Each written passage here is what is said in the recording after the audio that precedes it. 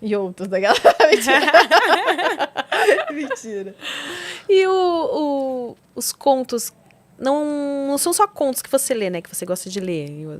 Eu leio livros que eu apelido de putaria, né? Putaria. Eu leio a literatura erótica, que eu falo que é a putaria, porque tem vários tipos, né? Mas o que acontece? Eu sou disléxica, né? Eu tenho um problema de aprendizado. Então, quando eu aprendo, meu cérebro pega caminhos diferentes de uma pessoa normal. Isso tem vantagens e desvantagens. Uma das desvantagens mais claras é que eu sou muito ruim em aprender do método tradicional, lendo um livro, sentada, né, aquelas leituras mais densas. Isso é muito ruim, coisa que o Bruno é ótimo, por exemplo. Né? Então, tem esse contraste bem significativo. E aí é meio que uma coisa em cascata. Quando eu leio menos, eu escrevo pior, eu falo pior, eu tenho menos vocabulário. Então, uma série de coisas acontecem porque eu leio menos e porque é ruim pra mim, né? Tipo, ler é sempre bom. E aí tem uma máxima, né, que o pessoal gosta de dizer, não, mas ler só vale a pena se você estiver lendo coisas boas, coisas que vão te preencher de conhecimento e blá, blá, blá. E por essa lógica, eu parei de ler. E eu nunca mais li, porque era muito difícil para mim ler. E era chato, dificultoso. Eu fiz ciência política de faculdade.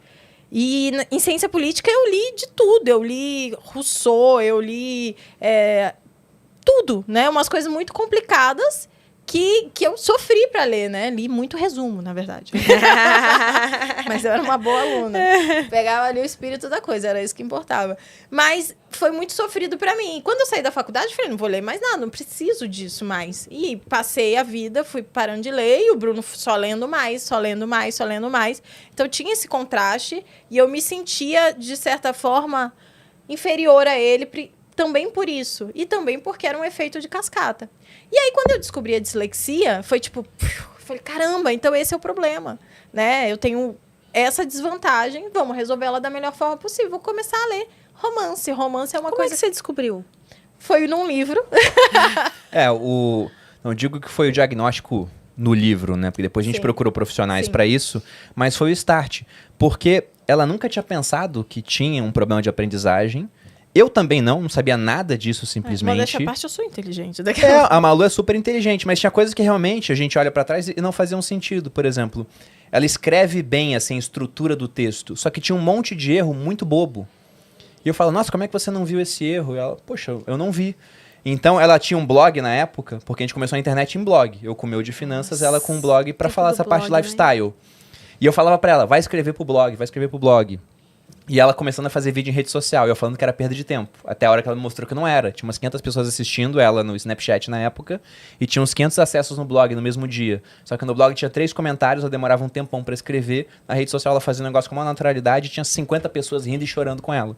Eu falei, esquece o blog. Então, ela esqueceu o blog porque me mostrou que a rede social era melhor.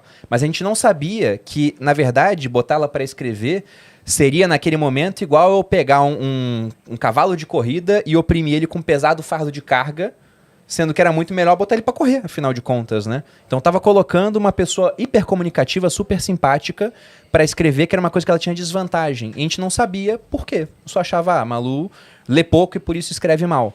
Só que eu peguei um livro de um autor chamado Malcolm Gladwell, que se chama Davi e Golias. Ele falava sobre as desvantagens que muitas vezes as pessoas acham assim, nossa, ele está muito na desvantagem, mas na verdade são vantagens.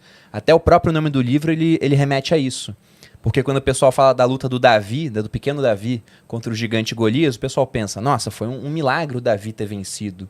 E concepções religiosas aí à parte, se você vai ver a história, o Davi era um fundibulário. Ele usava uma funda, que é um instrumento que permite que você arremesse pedras de uma maneira muito rápida em alvos a centenas de metros de distância. Já o Golias era um gigante, uns 2 metros e pouco de altura, talvez mais do que isso, e pronto para um combate a curta distância. E os pesquisadores israelenses que dão o amparo ali para o livro falam que talvez ele fosse realmente tão alto porque ele podia ter um tumor na glândula pituitária. Nossa. Isso provoca um crescimento maior do que o normal, mas também faz com que a visão não seja tão boa. Então ele era um gladiador pronto para um combate a curta distância e que não enxergava o que estava muito longe. E o Davi era um alvo super rápido, super ágil, de longa distância, impossível para ele acertar, mas ele capaz de tacar as pedras no Golias. Então, ele não estava na desvantagem. Era um sniper contra um gladiador. O sniper ia ganhar. E aí tem uma hora que ele chega no livro e fala sobre problemas de aprendizagem. E ele fala sobre uma palestra que uma psicóloga foi e tinha uma audiência que era só de homens muito bem-sucedidos, né? Empresários, CEOs. E uma hora ela falou, olha, ela queria falar da importância de contratar pessoas que têm problemas para aprender. Ela disse, quem aqui tem um distúrbio de aprendizagem? E boa parte deles levantou a mão, ela ficou impressionada com aquilo. Ela foi correr atrás e viu, pô, esses caras eles são ruins numa área, mas o cérebro compensa em outras, pegaram outros caminhos, se deram muito bem, e deixou um testezinho sumário para você detectar a dislexia. Não, isso meio que mostrava que os caras mais tinham vantagens do que desvantagens. Sim. Porque o cérebro, ele compensava tanto que acabava sendo um pouco destacava em superior. uma área ali. Em uma área específica. Por exemplo, ó, se o cara ele era disléxico, ele não conseguia fazer uma redação tão boa quanto uma pessoa que não é, né? Então ele não era contratado, ele não passava no concurso público, ele era obrigado a empreender. Só que ele era muito bom em outras coisas, ele empreendia, ele tinha sucesso. Aí quando ia ver um monte de gente que foi reprovada em um monte de coisas do ensino tradicional, mas conseguiu outro caminho. E no teste... Tiveram que sair fora da caixinha, né? Exatamente. Oi, prazer.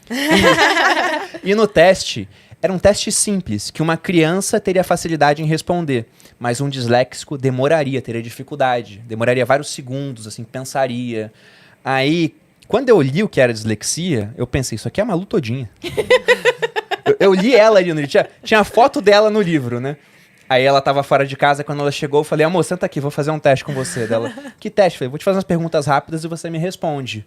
Daí ela, tá bom. Aí eu fiz e ela gabaritou o teste da dislexia. Errado, né? Eu, tipo, eu errei Ela fez todas tudo as que o perguntas. disléxico faria. Daí eu falei, eu acho que você tem dislexia. E aí a gente foi procurar um médico, né, que é um psicólogo, depois você vai para o psiquiatra, neurologista, é uma série de médicos juntos, uma conjunção que aí dá o diagnóstico. Mas o diagnóstico era muito claro já. Tipo, todos eles falavam, tá bom, você tem. E na verdade, eu não precisava, né, do diagnóstico, porque era muito claro depois que a gente descobriu. Mas assim, só por desencargo de consciência, né? Pra quem tem dislexia hoje e faz faculdade, por exemplo, faz Tem coisas vestibular, interessantes.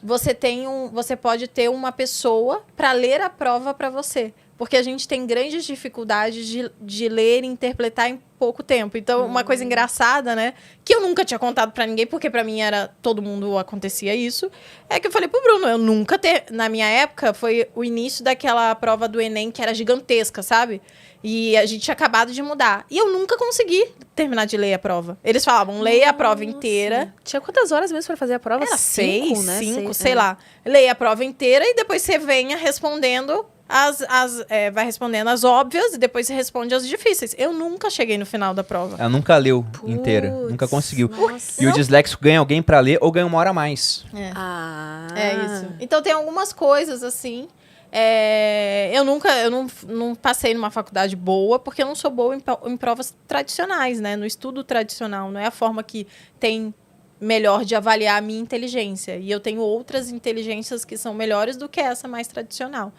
Então, foi isso. Aí, por que que a gente tava falando Realmente, disso? os livros que o Bruno Sim, dos lê, livros! Foi por mas isso. os que ele lia, olha, Era muito lê, acabaram te ajudando E no uma diagnóstico. forma, na verdade, eu adoro, né? É maravilhoso que o Bruno leia e é maravilhoso que o Bruno fale pra mim, porque eu aprendo muito com os livros e às vezes eu sinto que eu tô lendo os livros com ele. Quando ele Amor, eu quero ler esse livro aqui. Lê pra mim, depois me conta do que faz. Porque ele me fala Nossa, tal ideia. coisa que eu li em tal livro, e aí eu guardo aquilo, porque eu aprendo muito com uma conversa, assim, com bate-papo, com vídeo. São coisas... Eu tenho facilidade de aprender, só que não se você me der um livro e falar, aprende aí, vamos fazer uma Vou prova. te dar um exemplo. Sabe aquilo que o professor faz em sala de aula que fala...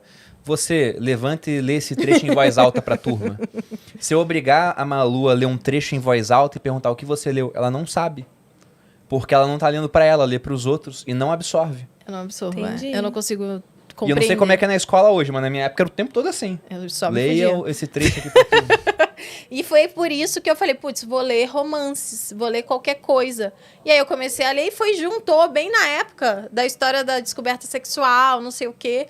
Aí eu falei, poxa, eu vou ler uns livros romances picantes, por que não? Aí eu peguei o clássico da putaria, que é os 50 Tons de Cinza, que acho que foi o livro mais lido, né, dos últimos tempos aí. E aí comecei a ler. Foi muito legal, porque foi um efeito duplo. Melhorou meu vocabulário, né? Porque é um livro escritinho direitinho, eu erro menos quando eu tô lendo, eu consigo falar melhor porque eu tenho um vocabulário melhor. Então tem todos, é um efeito em cascata e também ajuda na libido, porque é quase, né? Digamos que é um tipo de pornô, né?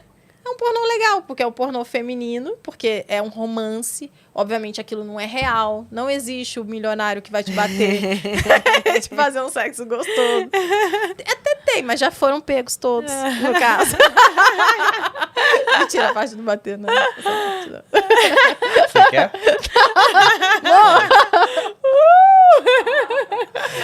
Mas isso Ai, dos gente, personagens... desculpa, eu imaginei a cena. Eu não queria, mas imaginei. Então, às vezes acontece isso, o povo sonha muito com a gente, entendeu? Tem esse problema.